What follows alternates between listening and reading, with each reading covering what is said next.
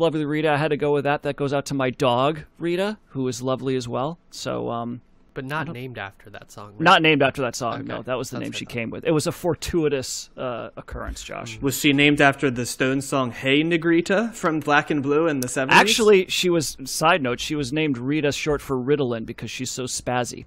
Okay. That was the name given to her by her Puerto Rican adopter. Shout out to all our ADHD listeners right now. There you go. Yep. Shout out to all our Puerto Rican listeners also. and Puerto Ricans who may have ADHD. So congratulations if you're the Venn diagram of that dynamic. This goes out to all the dogs out there too. So it's like an Outcast song. All my mama's mamas, baby's mamas, dogs. All right. So this was the Beatles' 8th studio album, and it was the 17th best-selling album of all time, selling roughly 32 million copies.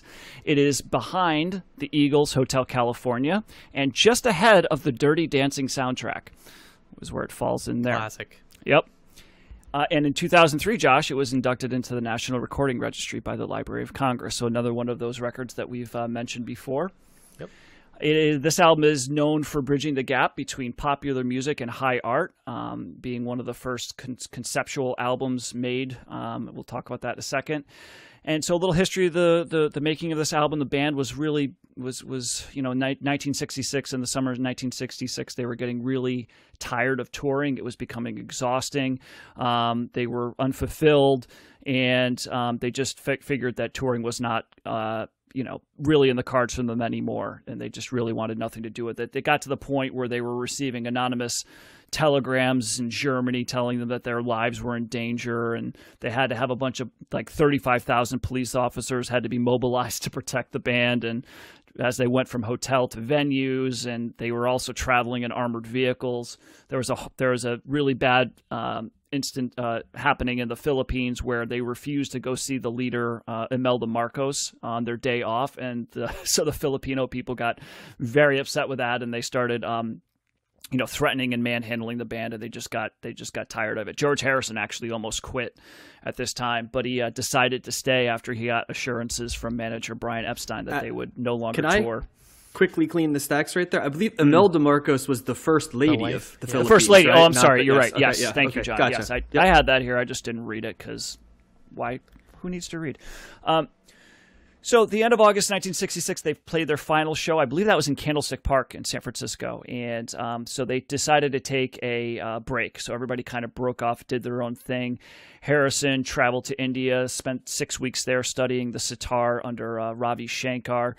Paul McCartney collaborated with George Martin on a soundtrack to a film by the name of The Family Way. And he also took a vacation to Kenya with the tour manager, Mal Evans. John Lennon took an acting job, and he starred in the film How I Won the War, which was filmed in southern Spain, and it was directed by Richard Lester, who was the director that directed the Beatles movies Help and Hard Day's Night. And Lennon also started attending art showings where he met Yoko Ono. And Ringo just hung out with his wife and kid and went to go visit John, I guess, when he was filming the film. Was that his first wife? Maureen, yes. Mm-hmm. And his son, Zach, who plays for Led Zeppelin or stood in for, or was it The Who? Zach Starkey's played with other bands as well. Yep. The Who, that was it, okay.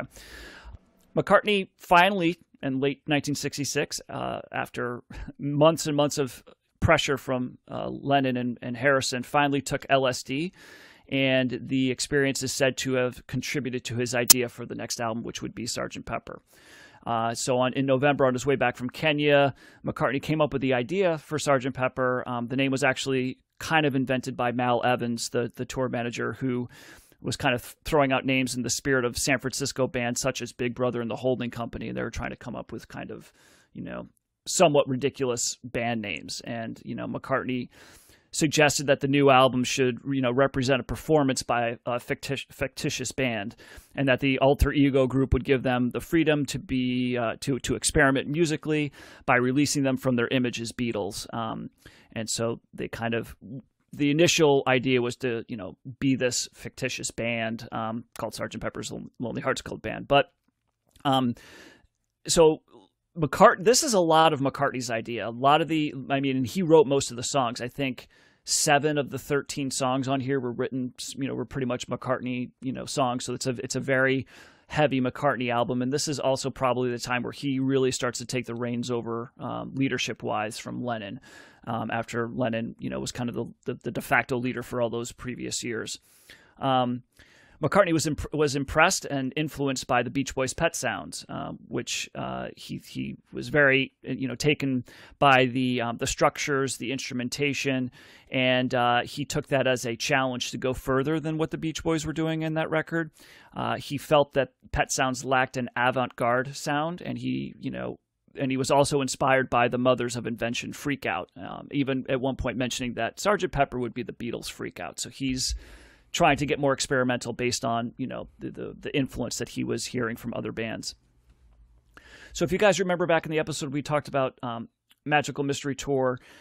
The first recordings for the Sgt. Pepper recordings were Penny Lane and Strawberry Fields Forever. And those songs actually, George Martin wanted them to be on Sgt. Pepper, but the record company was pressuring them to release some singles, so they were left off the record in favor of releasing them as singles. But that was kind of really Strawberry Fields was the song that was the driving force behind everything else that happened later on.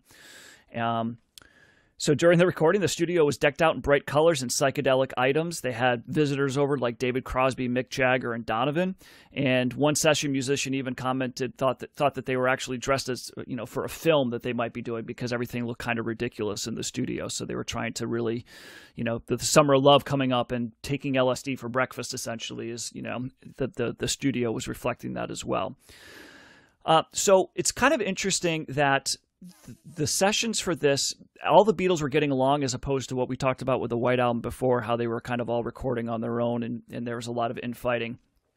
The band was actually getting along pretty well, but McCartney was the only one that was really going all in here. Lennon was, didn't have as much material. He was feeling a little stressed. He was falling in love with Yoko, and kind of not really totally focused. And, George's heart was still in India. He was starting to give up the materialism of Western culture, and was finding himself longing for the time in India. And Ringo was just bored. He didn't, there was a lot of, overdubbing, and, there was a lot of stuff that was being done in the studio. So they weren't really recording as much as a band. So Ringo said that, he spent a lot of time playing chess during a lot of the recording of this record. So the album consists of a variety of different genres, including rock and roll, vaudeville, big band, piano jazz, blues, chamber music, circus music, music hall, avant-garde, Western Indian, classical music as well. And so and there was a lot of studio effects going on here, including tape looping, double tracking, splicing, overdubbing, layering, all kinds of stuff. So it's a very adventurous record. And when it was... And I also probably have to say something about the packaging, because that was also unique as well. This is the first time that an album was released with the lyrics printed, and the band wanted to make this really, elaborate cover for the record. And so that was done with the pop artist Peter Blake and Jan Haworth, who designed the cover of the album. And, Blake recalled, I offered the idea if they had just played a concert in the park, the cover could be a photograph of the group just after a concert with the crowd who had just watched the concert watching them. He said, if we did this using cardboard cutouts, it could be a magical crowd of whomever they wanted. So the crowd that you see in the album cover is pretty much all people that the Beatles wanted on there. But EMI did reject a couple of the requests. Lennon wanted to have Adolf Hitler and Jesus Christ on there, and Harrison wanted the Mahatma Gandhi, and they denied those requests for fear of controversy. Ringo was the only Beatle who offered no suggestions for the collage. He told Blake, whatever the others say is fine by me. So wow, he really just goes along with everything. He really does, yeah. You could also, if you bought this record, you could get a bonus gift sheet of cardboard cutouts. And these included a postcard-sized portrait of Sgt. Pepper, and as well as a fake mustache, 2 sets of sergeant stripes, 2 lapel badges, and a stand-up cutout of the Beatles in their satin uniforms. Yeah, no thanks. And no, I'll pass. John, the inclusion of these were to help fans, quote, pretend to be in the band. So I wonder if still didn't sell me. Still didn't sell me. You don't want to be part of Heart Sgt. Pepper? Are those collector's items now, I wonder? They probably are. I mean, I think I remember seeing a record, maybe my mom had it, and I just remember seeing the cutouts in there. I can't imagine. I don't know if they re-released that on the LPs later on, but it was certainly a thing at the time. But anyway, so that's a little thing about Sgt. Pepper. It's considered, obviously one of their best records, very influential. Breaking the mold, setting the stage for what's to come later on. And let's start with Josh. What do you think of Sgt. Pepper? Well, it's definitely, in comparison to the other Beatles albums we listen to, the thing I noticed the most is how experimental it sounds and how different it sounds. I noticed a lot of layering, like you mentioned, on this album, and different sound effects and things that we hadn't heard from Beatles albums before, and even not hearing them in the White Album, which, obviously comes after that. So I think this album to me sounds the least like the Beatles, if that makes sense. I mean, we have a full-on like Indian song with Within You Without You, which I do really like, and you have this is also their most psychedelic album without a doubt, so they're fully in that mode as well. I mean, obviously you have Lucy in the Sky with Diamonds as a psychedelic metaphor, and Mr. Kite is a crazy song, and I forgot how crazy that song is actually. And it's got the circus sounds in it as well. So Calliope, if I'm not mistaken, Josh. Yeah, Josh, did that throw you off a bit? I know you hate the Calliope. Yeah, I'm going to edit my own version of that song. Take it out. But yeah, so they're trying a lot of things, but the songwriting is still there. I can definitely see the McCartney direction and influence in this album. I mean, I can probably guess which songs are his, but When I'm 64 sounds like a McCartney song. Lovely Rita sounds like a McCartney song. Fixing a Hole, I'm guessing, is a McCartney song. Pretty much any song he's taken lead singing on is him. And those are still great songs and still enjoyable. I think Fixing a Hole is one of my favorite like deep cuts off this album. I like that one a lot, and Within You Without You, but. And you got animal sounds too in Good Morning. There's a lot of animal sounds at the end. Oh, that was inspired by Pet Sounds as well. That was a Pet Sounds kind of, was it Caroline No? I think there's Pet Sounds on it or whatever, and so they was kind of aping that a little bit. Gotcha. However, once again, I don't buy the concept album on this. It never felt very strong to me, even knowing that beforehand. It's basically just the opening track, and then they just go into the album, and then they come back at the end with the reprise of Sgt. Pepper. I don't see any sort of thematic, alter ego bands or doing anything that's different than what the Beatles would normally do. So I think it's kind of fails on that account, but it's still a good record. Yeah, and I think that they would even later on admit that was the case. I mean, Lennon said it was just basically Sgt. Pepper with a little help from my friends kind of blends into that a little bit. So they would say that those two songs kind of, Billy Shears and, that's still part of it. But then after it was basically like any of these other songs could go on any other album, So they, even by their own admission, it started off as that idea, but then it lost traction. Yeah, almost immediately. Yep. I do like how it flows into that next song, though. I think that's a nice touch that not a lot of albums really do. And yeah, that's about it. I kind of question, I mean, Day in the Life is a great song, but I question its placement as the last song on the album. It seems really almost out of touch with not out of touch, out of placement with the rest of the album. It's almost like tacked on, it feels like, even though it's a strong song. And what's with the stuff at the end too? I didn't look it up, but because I figured you'd talk about it. Yeah, so you mean the looping kind of backwards noises? Yeah, so that was essentially like Lennon, that was his idea. He wanted to do that, and he wanted just to kind of... Was that the avant-garde that the Beach Boys weren't doing, apparently? Doing backtracking? I didn't see that. Because Frank Zappa loved it. Remember, you said he wanted to make it like the Mothers of Invention, right? And if you remember, Frank Zappa, in the album he released around this time, was doing backtracking like it was going out of style, if you remember. Yeah. So no, it was Lennon basically just kind of wanting to make this high frequency tone that was played at the end of the record, and he wanted to mess with people. He also wanted it to make dogs go nuts. So he's trying to put it at frequencies that made dogs go nuts. And he also wanted to, I guess there were certain record players that wouldn't automatically stop once the record came to an end. It would just keep playing at the end until you've manually lifted the arm. Yeah, lifted the arm. So, but some of them didn't do it. So he said, they put it so that if that record player didn't do that, you would hear that over and over and over and over again. And so he was doing it particularly to mess with people. Oh my goodness.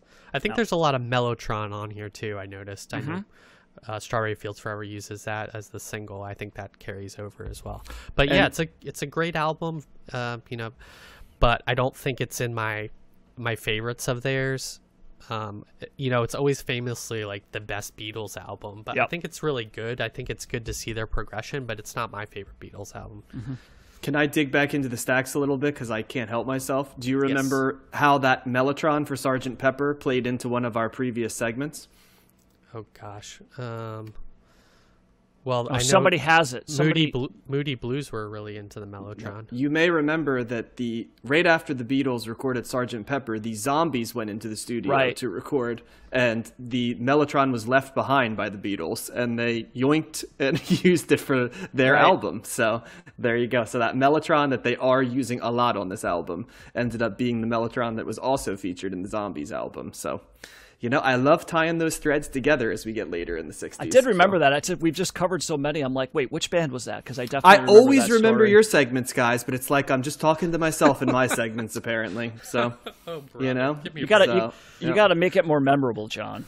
I guess I just don't go long on the bios. I guess maybe that's what my problem is. So, can I talk about? Remember. Yeah, there are, in fairness. Can I talk about this album, Matt, real quick? Yeah, go. Yeah, of course. So I would describe this as a couple things Josh touched on are things this is definitely, to me, maybe not the most McCartney album of the Beatles, but it's definitely a McCartney album, especially when you consider what came before this album. We can talk a lot about the albums after Sgt. Pepper and, what the relative...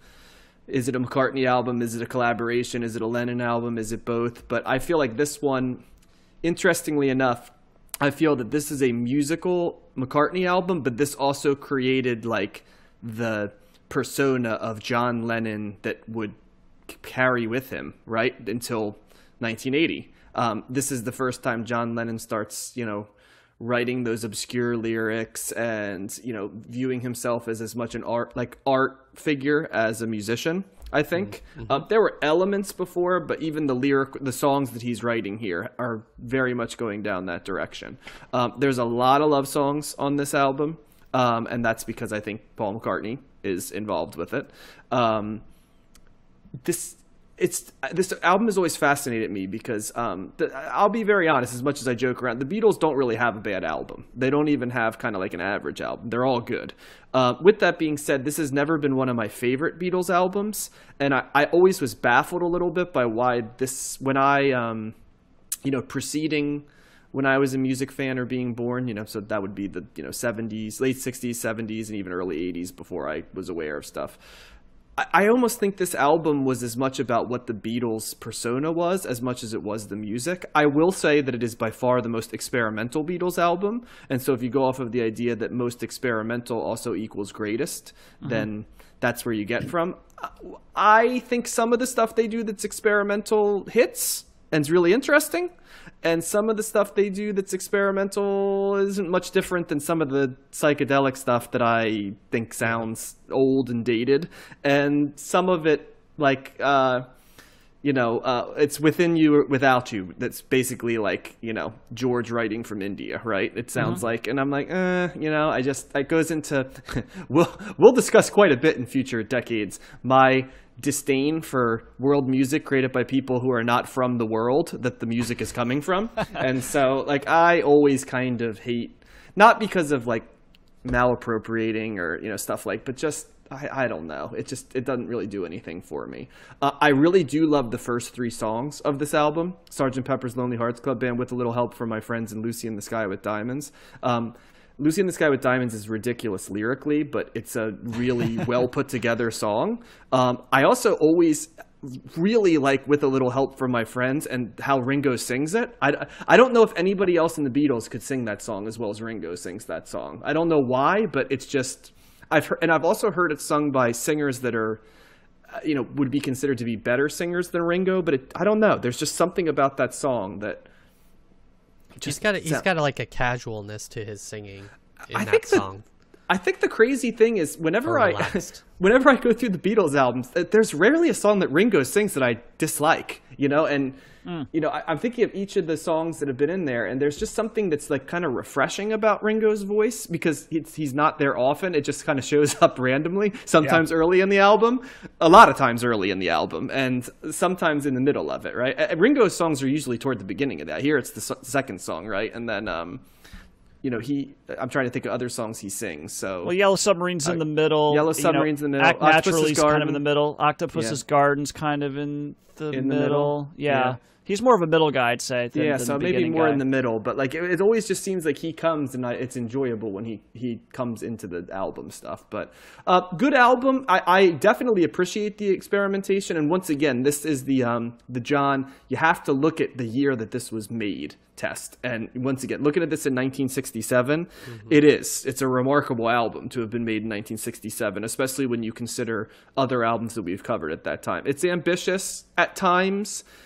Overly ambitious, but here's what I love about the Beatles. It's ambitious, but it's not bloated. And that's something that so many 60s bands fall into the trap of, being bloated when they're making their artistic statements, and the Beatles are really good at not doing that. And I greatly appreciate that because a heavy hand shows up a lot in the 60s. And it's the thing that I sometimes like roll my eyes at, and the Beatles are very good at not going that route. So they couch their ambition, but at the end of the day, this is a 13-song album at 39 minutes. And it seems like it's longer, but not in a bad way. It's because there's a lot of substance. So therein lies, I think, the beauty of the Beatles. So, definite recommend. It's a very good album. Do I like it as much? Do I like it as much as Rubber Soul, Help, or the White Album? I do not. But that doesn't mean that it's not a great album. It's just in terms of couching it. I do think that when I talk to people that lived through the era always rank Sgt. Pepper up toward the top. People under the age of 40, you know what I mean, usually don't rank Sgt. Pepper toward the top. And it once again reinforces to me that it was the cultural phenomenon of it, I think, that really moved it forward. I agree with a number of the things that both of you have said. This is probably at the top of my middle tier, my ranking of Beatles albums. So this doesn't make my top four. I've mentioned I have a top four, and this is not there. This is probably like comes in at like 5 or 6. And I do think that it's that one of the reasons, maybe the main reason why it's so, highly regarded, or many lists listed as their best album or the best album ever, not just a Beatles album, but just of all time, is because of the time that it came out. Just what you're saying, John. This was done. But you don't really see that as much anymore. You know what I mean? Like in recent years, Sgt. Pepper's the album that's bled down, and now when you see Beatles albums up top, it's usually Revolver or Abbey Road or White Album. It has evened out, but I just remember growing up, it was like even when I didn't know a whole lot about the Beatles, it was like Sgt. Pepper is the album. It was the coolest cover, and like boomers loved it. Yeah. Well, it's just what the narrative was, right? That's what I would hear. And not just people like my parents but it was like on I'd see it on flashes by on TV or whatever, on like a documentary or something like that. It was this crazy album. But also, you think about what's happening at the time. The Beatles, they were putting out 2 albums, every, year. It was just like, and they were touring, and they were always in your face. And if they were doing movies, and they were always doing something, and then all of a sudden they just stop. So basically from August through May, they go through this hugely long period of doing all this stuff. They change their looks. They go on these, and people have no idea what's happening. And they were, everybody thought that they were washed up and that they were done, and they can't handle it anymore, so they're just going to pack it in. And then all of a sudden, they come out with this record, which was sounded like nothing that had come out before. So A, people were super excited to hear it, that they were back. B, it was so great, and it was just like, it was one of those things that everybody was talking about. And I think that is more so than anything. Yeah, I think it's a But is hype that the narrative, though? Because the Beatles never stopped selling shit tons of albums. Like, they never had a period where they're like, oh, boy, you know, the Beatles. Because the album But before John, they this went was away. Revolver. Yeah, but they went away. They had no albums out. But, like, we talked about the Kinks, right? Where it was like they were popular, and then they couldn't tour for 3 years, and their albums sold, like, you know, not even gold level copies for 3 years, right? Like, can you really say the Beatles, you know, they went away for what, 7 months after releasing a ridiculously high selling album, Revolver, right? And then came back and released another ridiculously high selling album. So is that like, I'll just say like revisionist, like things like people thought the Beatles were, who thought the Beatles were washed up? I don't have names. I'm just, I just remember talking to people. I mean, I didn't. This is just based off of what my knowledge is, but it was the fact that they were just, nobody knew what they were doing. This is before Twitter and social media. John Lennon's not tweeting from Spain about a movie that he's doing. It really wasn't in the press or anything like that. And when they came back to up either, no, it wasn't they were. But they were saying like maybe they're just done. You know, they've had it. Right. Okay. And so they go, and so they're not touring. They're not doing movies. They're not doing anything. Right? No, and they're not really doing any press. So then all of a sudden the album comes out and it surprised everybody. You know what I mean? And, I'm sure. Yeah. And then when it not only surprised them, but it was so good. And it was just something that everybody was talking about, and it became this cultural phenomenon that ushered in, you know, the Summer of Love, and just inspired so many people beyond it. So all I'm saying is I think that's the narrative, and one of the main reasons why it's always at the top of lists. But I can also say that it's not in the top 4 even for me. You know, I like other albums better. Well, I'm sorry to be picking on you because I'm not picking on you specifically. I'm picking on the narrative. I just even laugh because I've heard it 1,000 times, like Sgt. Pepper ushered in the Summer of Love. It's like, what? You know, like, no, it didn't. You know, it showed up when the Summer of Love was happening, right? You know, I just feel sometimes, and here's where I'll get on my soapbox a little bit, like, you know, part of the reason you heard about Sgt. Pepper, and I mean, now when you look at charts, right, you know, the narrative that was created, right, was that, well, you know, and I'll save this for later, but like, you know, at the time, right, the Beach Boys couldn't possibly make an album as good as the Beatles, right, because they're squares, right? And now it's funny because, like, when you're out of the time period, right, history has sort of said, well, you know, maybe, you know, they're kind of the same or even different stuff. And, you know, Josh and I just in one of the bonus episodes, which hasn't dropped yet, but we did like Elvis, right? And Elvis just had the same career as the Beatles to some degree, you know, and he disappeared for like 6 years. You know, and so that's where it's just kind of like, I think there's an interesting, you know, it's just with the Beatles, sometimes there's a weird mythology with the Beatles that sometimes I think, and I don't, like, I actually think it takes away a little bit from the things that make the Beatles incredible. Like, because it just, you know, that's why, like, we joke, but it's kind of that idea of, like, you know, the Beatles actually created metal and the Beatles actually created punk. And it's like, come on, you know, just who are these people, you know? And it's like, and that's where I get frustrated because it's like this album should be able to be processed as it is, but it's almost got too much on it. And that's at a detriment to the artistic statement the Eagles made, or excuse the Beatles. Wow, that's boy, is that you? How dare you? Well, not so much that I hate the Eagles, but Matt, you know, you'll find out. I'm afraid that one day I'm gonna hear an Eagles album and like in the podcast, and I'm gonna be like, it's not as bad as I thought that was. Well, but anyway, you're gonna, because Hotel California shows up in the 70s. But anyway, so that's just my take. Yeah. I mean, John, I don't know. I wasn't around when the Beatles were there. I'm just telling you know, this is the narrative with the album, right? And all I'm saying is I think that is one of the main reasons why it is so highly regarded. Not the reason, not the only reason, but one of the reasons. And maybe that's why it stands out for some people, where we can sit back and be like, well, I like Revolver better, or I like, you know, Abbey Road or the White Album or Help better. It's still a great album, right? I mean, you talked about, like, you know, I still love this album, and I think that, you know, I do disagree with you, Josh. I think A Day in the Life has to be the last track on this album. It does kind of stand out. It's its own thing, but it's arguably the best song that the Beatles have ever done. But how can you have a callback to Sgt. Pepper that's not the last song of the album? Right. I mean, even like the 13th Floor Elevators in the United States of America knew in psychedelic albums, you start with it and then you roll them together. How do you follow A Day in the Life with that piano chord at the end? No, except with a ridiculous like "Let's Annoy Dogs" looping track at the end, which is not even a song. I just think maybe you just stick it in the middle as a single or something. Yeah, or I mean, the Beatles certainly had their. I mean, we could do what it could be a single. Trackmasters? It could have been a single, right? But like I don't see how that song has to be the end. The way that song ends, it's like, well, where do you go from there? Yeah. No, I see what you're saying, but it just doesn't fit the concept of the album. Well, nothing fits the concept except the Sgt. Pepper's Lonely. I mean, they even said that like it was kind of like the idea started, but then it fizzled, and then they just did an album, right, of whatever that they wanted to do. Yeah. But no, that's God, I don't know if that's my favorite Beatles song, but it's a top. It's easy, top 5, maybe top 3. A Day in the Life is, huh? Yeah. Oh, absolutely. Huh? Yeah. That's a great I didn't song. know that. It's a great song. Oh, it's so good. So, gosh, got me all off track here, John. Well, you got to be able to improvise. Was there anything you heard this time, Matt, that was new or yes. kind of new angles or something? I have a newfound appreciation for She's Leaving Home. That was always a song that was kind of just there for me.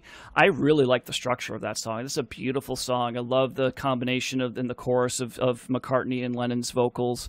It's a unique theme for them, for sure, and it's also a unique recording for the band because it's one of, if not the only track where no members of the band are playing any instruments. It's just singing. It's just like an orchestra, right? It's like Eleanor Rigby, right? It's just like the strings in the background. Yeah. I think that's a beautiful, melodically, and the arrangement there is really beautiful. But it's a fun album. I think Lennon's contributions are great. I get what you're saying. Within You, Without You. That might be the most challenging song on the record. There's not really melody. It's not a really traditional song. I mean, it's clearly George, trying to channel the Indian, Hindu Ravi Shankar vibe. That's probably for him is a little bit more as much about the message as it is anything else. There's like that whole concept of finding yourself and renouncing materialism and things like that. But I agree that Fixing a Hole is a great kind of a deep track. And it's hard to believe that Lucy in the Sky with Diamonds is not a quote-unquote drug song. That's the other thing, too. A lot of songs were not played on the radio because it's like there was pretty much every song on here was at one point or another criticized for being a drug song or being direct reference to drugs, but the band members pretty much denied that all the way through. No, it's a great record. And it's like I said, it's probably, and I agree with you, John, the Beatles don't have a bad album. It's great. But it's not, when I reach for a Beatles record, I'm not going here first. I'm going to several other places, and this is kind of hitting for me in the middle, middle point. I know you're going to disagree with it. I just don't think this album has the songs compared to some of the other albums. I just don't think it doesn't hold up in weight to most of the later Beatles albums. So where would you put it? Where would you put it in your rankings then? Probably as low as 7 or 8. And it's not a knock on. I just certainly the 3 mid Beatles albums. White Album, Abbey Road, which we'll talk. So I won't get. I Let It Be. I think I'd have ahead of this, for sure. So what is that? 6, 7, 6 or 7? Yeah, I'm not far off from that, John. I'm not that far off. No, I was about to say. I think we're on the same page there, and it's not me knocking it either. Like I said, it's the weirdest. It's the weirdest, most thought of album by any band I can think of, because almost all the other bands that are huge bands, when you talk about their most well-known album, it usually always lines up with being in my top 2 or 3. So it's weird to have an album that I think of as the 6th best album by a band as the one that's thought of. But yeah, I mean, you're right. It's always the one that's put up in front. So, Josh, what were you going to say about Getting Better? You said you had thoughts on something of the lyrical content or something. Oh, well, they talk about like beating their wives and stuff. Oh yeah. Oh, that's right. John actually. So of course it's getting better. You're keeping her captured and you're beating her up. Or whatever. John actually mentioned that's somewhat autobiographical. That he's really? like I kind of did that. Not that I was proud of it, but he did mention that was kind of, he was an angry person, and yeah. Can I also give a hot take too? Because Paul McCartney was writing a lot of like slice of English countryside songs on this. Is it fair to say that Ray Davies writes better slice of country songs than Paul McCartney does? Maybe not songs in general, musically, but, you know, when I'm listening to this, I'm like, a lot of these songs are like Paul McCartney doing the Kinks. Oh, that's a good point. Yeah. Yeah, and it's like, so I started thinking, like, what was released, and something else would have come out at right around the same time as this. So he did beat Ray Davies to, like, Arthur and, you know, stuff like that, right? Where he goes all, you know, Village Preservation and stuff. But as I was listening to it, I'm like, man, Paul McCartney's a wonderful songwriter, but I think Ray Davies might write better, like, quaint English countryside songs. So I think so. Yeah. I would agree.